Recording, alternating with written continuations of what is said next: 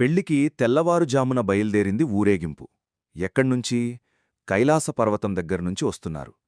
గవాక్షంలో అంటే కిటికీలో నిలబడింది మేనకాదేవి నారదుడితో కలిసి.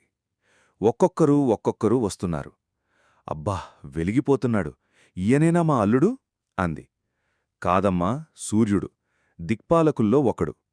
ఆ వెనక వస్తున్నాడెవరో బాబోయ్, నల్లగా ఉన్నాడు దున్నపోతుమీద, ఆయనెవరు? మీ అల్లుడు కాదు, బెంగపెట్టుకోకు, యమధర్మరాజుగారు.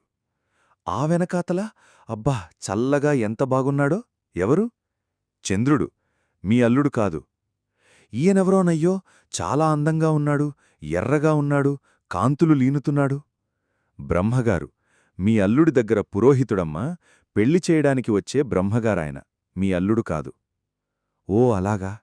ఇతనెవరో, నీలమేఘశ్యాముడు, చాలా అందంగా ఉన్నాడు, శాంతాకారం భుజగశయనం పద్మనాభం సురేశం. అమ్మా, ఆయనకీ మీ అల్లుడికీ భేదం చెప్పకూడదుగాని ప్రస్తుతానికి మీ అల్లుడు కాదు.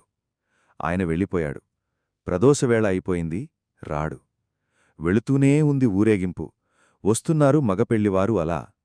ఆఖరికి ఒకాయన వచ్చాడు.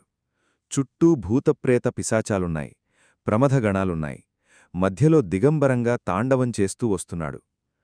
అడగలేదు మేనకాదేవి, ఆయనే మా అల్లుడా అని. నారదుడే చెప్పాడు, ఆయనే మీ అల్లుడమ్మా అని. మెట్లు దిగి వెళ్ళిపోయాడు.